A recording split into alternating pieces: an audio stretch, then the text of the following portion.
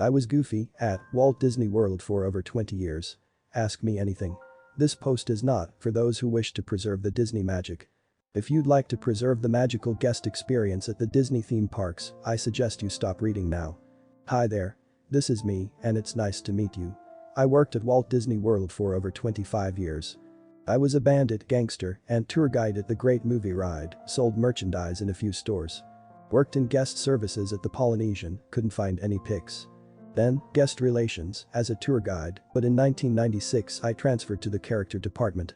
I'll answer any questions you might have, unless they get too personal or weird. I know Reddit, so go ahead. Ask me anything.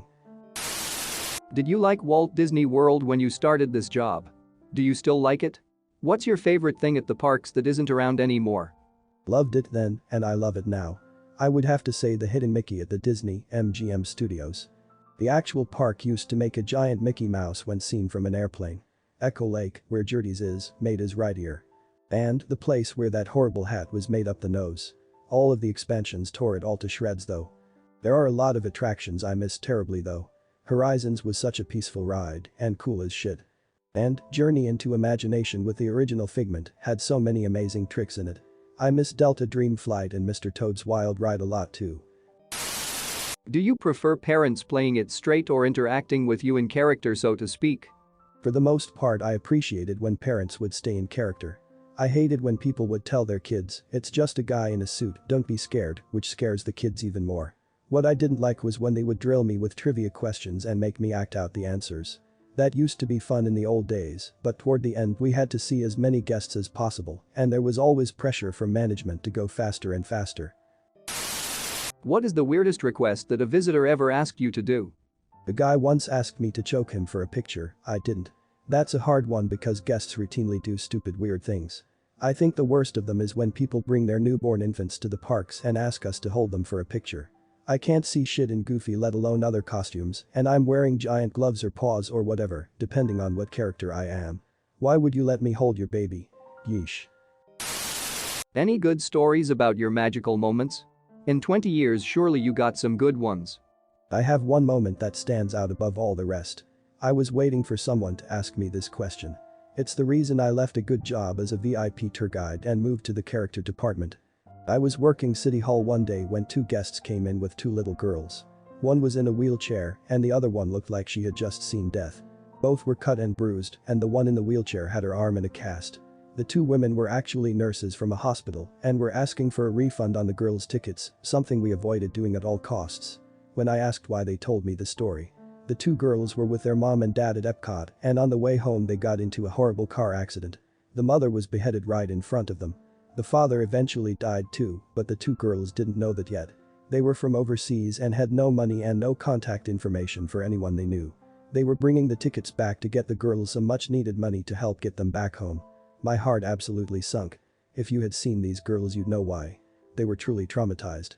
I refunded their tickets and got permission to be their private tour guide for the rest of the day, which they were not expecting.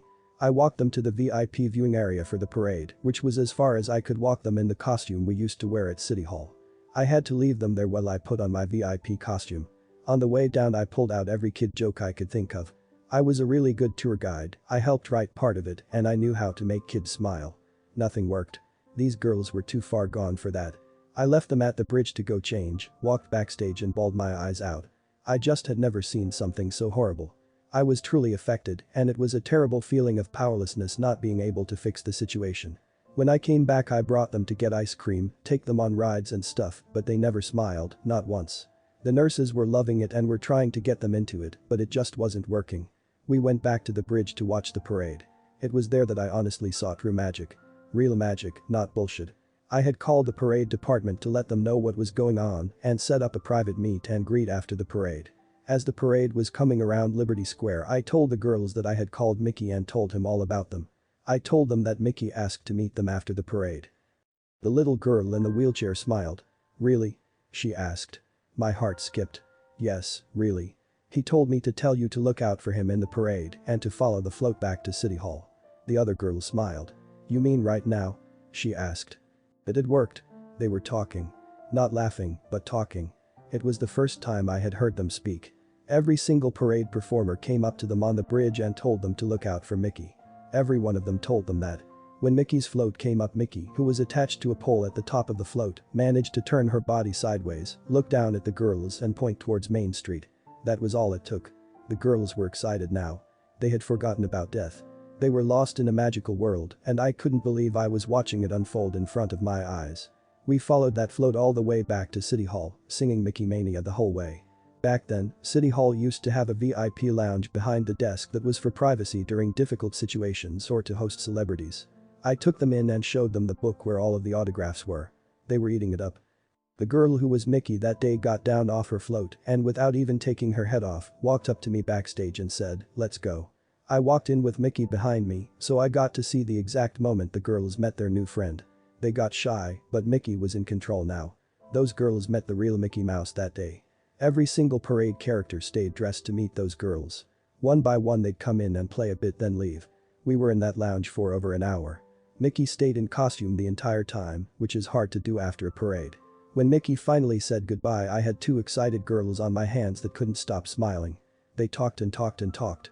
We had a wonderful day after that, but what I remember most is when we walked by the rose garden, the older one said, "Oh, my mommy loves roses." And she stopped.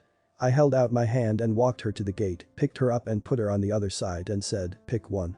She looked happy as she picked out her favorite rose. She didn't say anything more and she didn't need to. I said goodbye to the wonderful nurses and the wonderful girls, then walked backstage behind the train station. This time I didn't cry. It felt so good to be a part of that. I realized that as much as I liked helping guests at City Hall, the true magic of Disney was in the character department. I auditioned, transferred and never looked back. Thanks for letting me relive this. It was a special day for me. Are the stereotypes about people who play different characters true? If you're talking about the face performers, the answer is yes and no.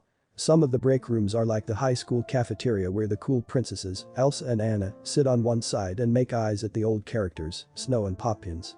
It's really childish. Other face performers think they're on Broadway and demand respect, and they hate not getting it. But those are extreme cases of a few bitches. For the most part, the face performers are as much a character as any of us. Some of them are the sweetest people I've ever met in my life. If Goofy and Pluto are both dogs, then how come Pluto has to live in a doghouse while Goofy plays golf with Mickey? Goofy is better at golf. Any good stories of playing Goofy around the time a Goofy movie came out? Bonus question. Have you ever met Powerline? Oh my god. The first time some kid asked me to do the perfect cast, I had no idea what he was talking about, so I faked it. The kid didn't buy it, but luckily I had an escort. That's what they called attendance back in the day. Tell the kid that I already forgot it, which is bullshit if you watch the movie. They don't prepare you for details like that in training. You're just supposed to figure it out yourself. Never met Powerline, unfortunately. What were your coworkers like? Is everyone filled with the Disney spirit, or do people hate their jobs there like any other job? It's really like any other job. I went through phases myself. At first, every time I farted pixie dust would blow out of my butt, but after several years I got kind of bitter. It was all management stuff though. On set I was fine and loved it, but backstage stress got to me for a while, and I was big on holding Disney accountable. After about 10 years though, I calmed down. I loved every single minute while on set, for the most part, and some of my co-workers will be friends for life. You get out of it what you put into it. Where do you go in your career from here? That's how this whole IAmA started. I made a comment in our Advicinimals in response to someone who was frustrated they were 30 and making a career change. I'm 46 now. I have zero job skills other than making people laugh. I never thought I'd ever do anything else, so I'm stuck. Maybe working with troubled teens or some other kind of service work. I just want to find something that gives me as much passion as Disney did, which is hard. Hey there, worst and best customer experience you ever had? This is Reddit, you can't just leave it at that. We need details. Ugh. Worst guest experience. It's a tie between having my life threatened at a grad night party one time, and one time I had to tell a guest that their son was in jail for stealing from one of the stores, and she did not take it very well. Best guest experience. I've got too many to mention. One that stands out is when I was working at Mickey's character spot at Epcot. There was an older gentleman that came up in the queue but didn't come see me, he just sort of stood in the back and watched me for a while. After about 20 minutes he came up to me and said, "Goofy, I had a special friend that would want you to have this." In Goofy you have to look down in order to make it look like Goofy is looking at you, so I couldn't see him, but I heard him holding back the tears. He was shaking a bit, but he gave me a hug anyway. I will never forget that hug. It was one of those hugs that last with you. He was crying in my arms. He had given me this, which is a pin they give to family members or friends of POWs and MIAs. It's become one of my most prized possessions. My job that night was to check receipts at the door of the Emporium to make sure kids weren't stealing shit. One kid was walking out with a hat. He was a big kid, and when I grabbed it off his head, he pushed me up against the wall and said, "Touch me again, and I'll fucking gut you." I just smiled and said, "Be safe tonight."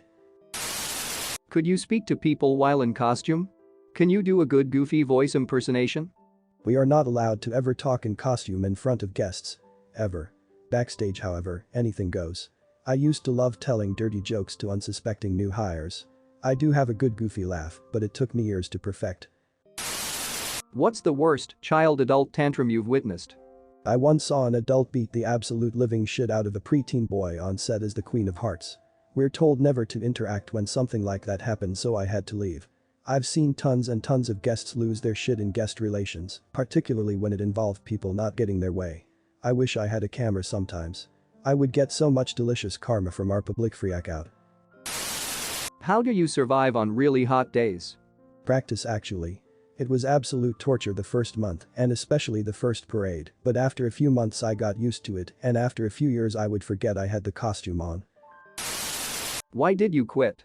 I was fired. To make a complicated story short, Donald Duck was, as usual, being a jerk and wouldn't leave my area because I had signed Love, Goofy right over the bill of a Donald Duck hat.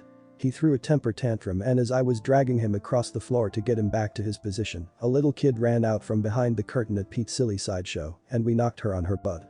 The kid was fine and no one complained, but Disney didn't really appreciate me dragging the costume on the carpeted floor, so they terminated me. After 20 years, you were fired over that? Was it a full-on fight, lol? That's a long and painful story. Disney still has no idea the pain and trauma that caused.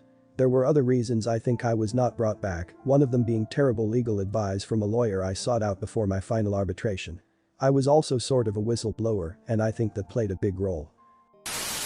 Is it true that someone gets fired if two of the same characters appear in the same area of the park? It would depend on the situation. I've met my double on set by accident a few times over the years. It happens to the best of us, but it was just that, an accident. The only way someone would get fired, I'm only guessing here, is if they did it on purpose. How did you manage the Goofy chuckles? I loved every single time someone would try to do it. Only once was I impressed, I mean totally. What is your favorite memory working there? I can't really figure that out. I've tried to answer that question 100 times, but I can never pinpoint a specific moment that stands out from the rest. I have a few tearjerkers, a few laugh-out-loud moments, and a few horror stories. One that does stand out was at Give Kids the World, which is where all the Make-A-Wish kids stay when they come to Disney, truly a magical, spectacular place. A woman came up with her son who was born with a birth defect that meant he had no muscles in his neck. He looked really bad, and his head had to be supported by his mom. This was a special circumstance. The kid's wish was to be held by Goofy. That's it. Just to be held. The mother told me that because of his life problems, everyone is afraid to even touch him. She laid him very carefully in my arms, sitting on the ground, and let go. We rocked back and forth on that floor for what seemed forever. It was one of the times where I forgot I had the costume on, and I just cried and cried. He was such a special kid. I'll never forget that. What is the weirdest story of one of your coworkers getting fired? What did they get fired for? Well, the worst I personally saw was in the 90s when Fantasyland Character Festival was still around, which was the old queue for 20K Leagues Under the Sea. One of our greeters, that's what they called them then, their attendants now, was a trans woman that wasn't fooling anyone, and the police came and picked her up backstage. Evidently she was the father of a missing child and she was hiding out at Disney. Fucked up, huh? There was also the infamous Michael Chartrand case, who was the tigger that felt up one of the guests. That was a really embarrassing blemish for Disney. It was on the front page of the Orlando Sentinel, which is plopped down on everyone's doorstep at Disney, in the premium resorts anyway. He got his job back. There was a totally bizarre court case. His lawyer actually dressed up as Tigger to give the closing arguments, but he was fired a few years later for allegedly doing the same thing to one of the photographers. Do you smile in the costume when you're taking photos with other people? Almost every time. What is the worst thing that you ever saw happen to a guest at Disney? Wow, I have so many. I've answered some of this in the comments above, but one thing that stands out was an emergency park dump one 4th of July in '95. There was a weird power glitch and all of the attractions went down at the same time and had to be evacuated. When they do the fire code estimates of how many people can be in the park at one time, it is assumed that people will be in the rides. The 4th of July is one of the park's busiest days of the year. Everyone dumped into the common areas of the park and it became dangerously crowded. One guest freaked out and pulled out something sharp and started stabbing guests to get out. I had to bring a stabbed guest back to her hotel to get her ID so she could go to the hospital. I'd never been so thankful to get off the desk in City Hall. That was a nightmare. What was the pay like? Must not have been too bad. Well, I had 25 years of seniority but only made about $15 an hour. Because Florida is a right-to-work state, the union is pretty much impotent there. It's not like California, they get paid way more. Edit. I stand corrected. Only equity characters make bank, the others are paid around the same as I was. Not sure of the details, but that's the gist I'm getting. What is your favorite Disney movie? Tough call. I'm really partial to The Little Mermaid because of Ursula, but I think all in all it has to be Ratatouille. That movie has some of my all-time favorite quotes, especially Anton Ego's SP speech at the end of the film. I also love Dumbo, as racist as it was, but that's because Timothy Q. Mouse is probably my favorite character of all. Is that dog in the picture a good boy? That's my dog Max, named after Goofy's son. He's a very good boy. In what ways have the parks changed during the 25 years you've worked there? Have you ever broken character while working as Goofy? The parks have grown since I started. Actually, there were only 3 when I started, but the real change has been in the management. They lost something when Michael Eisner took over. For example, the park used to close at 6 p.m. on Christmas Eve so that the cast could be with their families. They used to close the park and have Christmas parties just for us. We were allowed to ride the rides in our costumes and do things we wouldn't normally do for the day guests. They don't do that anymore. They're open until 2 a.m. and open up early the next day. There's an atmosphere that's just gone now. The new management, I mean after 9/11 specifically, is very concerned about the bottom line, red money. That's not just me being bitter, that's shown in everything they do. For example, there are very few, and I mean a handful, character managers that were actually characters. That used to be unheard of. As far as breaking character, only a few times when the circumstances warranted it. They were far in between. What, exactly, is Goofy? He's an anthropomorphic dog. Yes, we get that question a lot. Ever bang someone in the costume? No, and contrary to popular belief, there aren't many furries in the character department. I know there are a few, I knew one of them, but it's not something that's out in the open for sure. Are the Disney Corporation really as cold-heartedly capitalist as the adult me has been led to believe? Yes and no. Disney has lost their focus, and the old Disney cast members that held those old company values have all retired, but Disney is a great company to work for regardless. I can give you an example of how corporate Disney has taken over what I like to call traditional Disney. The place where all of the characters used to break was called the zoo. Everyone knew the characters as the zoo crew. If you wanted a character, you either called the headroom or the zoo. It was a Disney tradition and everyone got a kick out of it. Then this guy named David, who was the entertainment vice president, came in and didn't think that sounded too professional, so he changed the name to the base. Eventually all the zoo signs came down and were replaced. The zoo disappeared and it got sterile really quick. We used to have nice big couches to relax on, and David had them all thrown out and replaced by metal chairs. A part of the character department died that day. Anyway, they're way too concerned with numbers now. We used to just stroll the parks and play with people, but in the end we were all held accountable to see as many guests as we possibly could during our sets. They hound you to go faster and faster. They figure 23 seconds, a number I pulled out of my butt mind you, but I know it's under 30, is plenty of time to see a family of 4. I turned into an autograph machine towards the end, but I always stayed true to my character.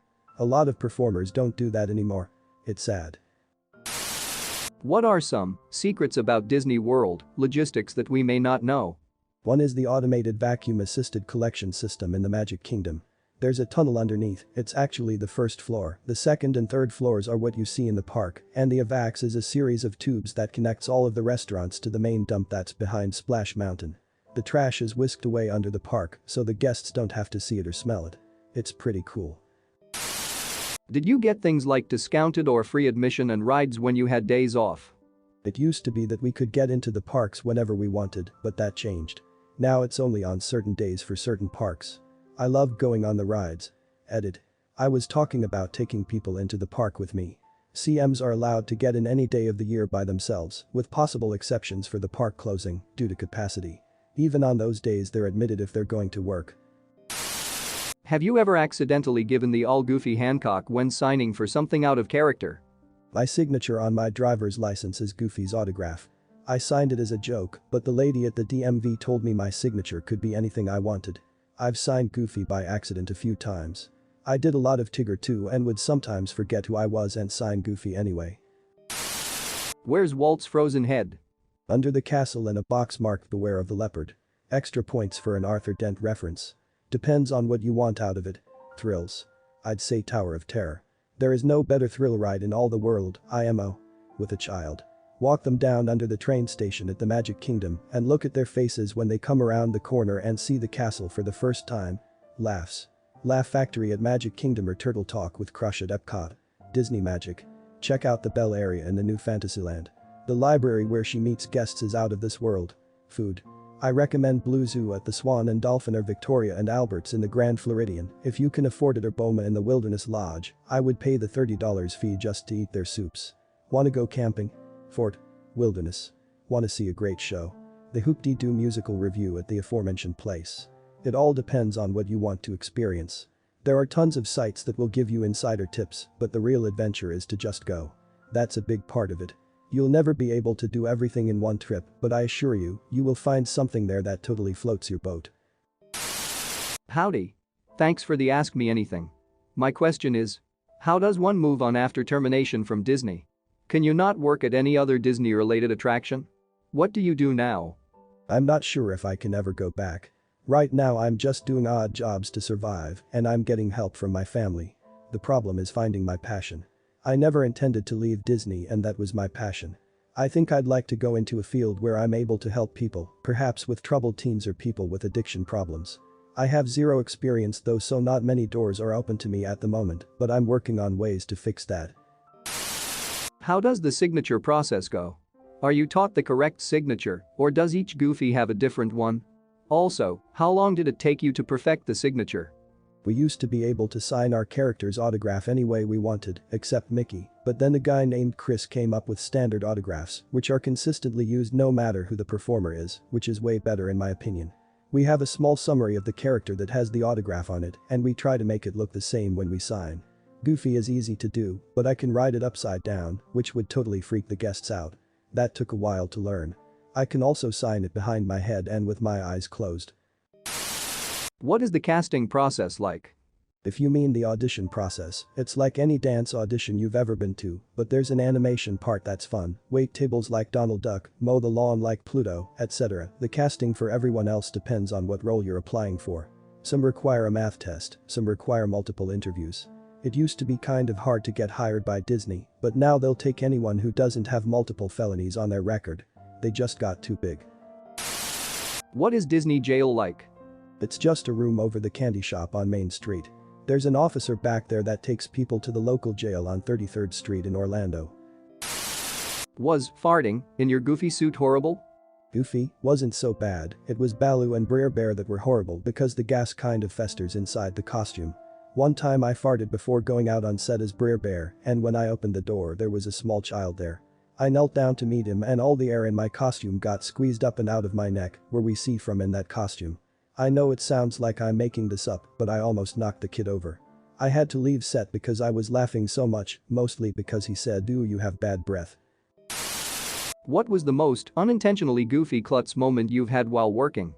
I once misjudged a step and ended up in the mud up to my knees at a park once. It was a special cast member event, so I got away with it.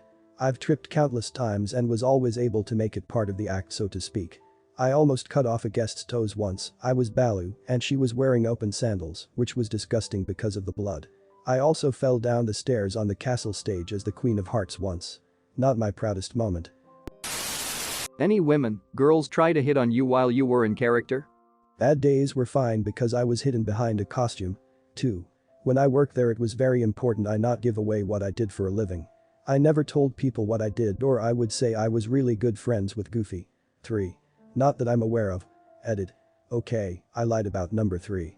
I did have a couple women grab my butt and a few were a little too affectionate. What's the weirdest, creepiest fan encounter you had? I had 2 stalkers for about 8 months. They were 2 British guests that were here for a long time.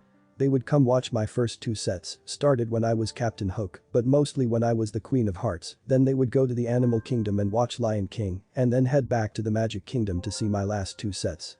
They did this every day. An attendant slipped up and told them my name, she assumed I knew them, so no matter what costume I was in they'd find out. I had so much fun with these 2 girls. It got a bit creepy towards the end, and they started writing me notes that were weird. Eventually security talked to them and they left me alone. I actually kind of miss them, they were a lot of fun. What are most of the staff like at Disney World? I know a woman who uprooted her and her husband's entire lives to move to Florida so that they could work at Disney and fulfill their dreams. Do other staff share that kind of grandiose opinion of the place, or are most people just regular folk doing a job? Honestly, it depends. We have some people that dream of working at Disney their entire lives. Some of them freak out when they find out how it all works, and they get bitter. Others come in bitter and Disney gets them and they're full of the dust, the pixie kind. Personally, I was gung-ho at first, then calmed down a bit, but then exploded again. I loved working there.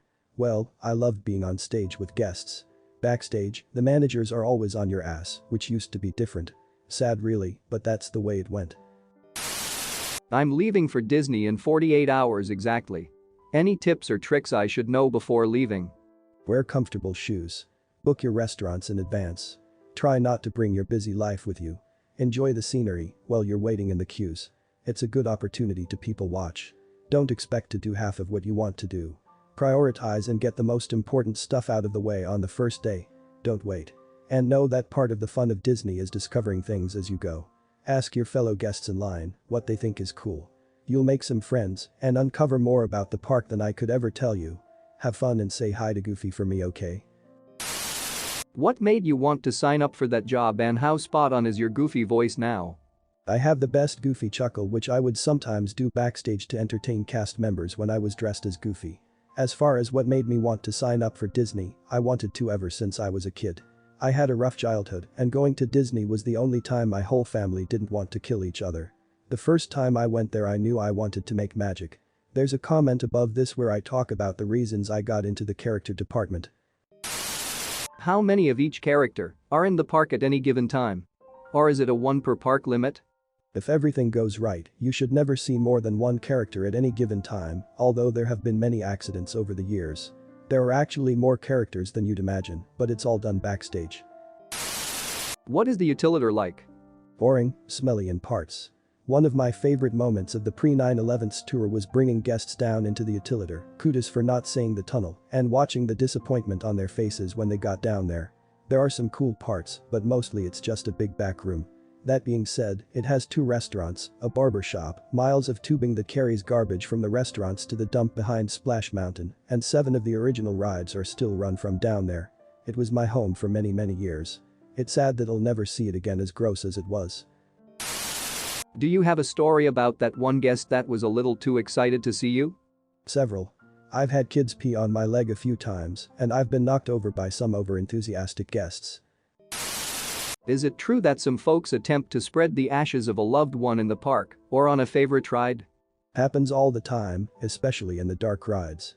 It's treated like dust unless we know for sure it's a loved one, then it's hazmat time.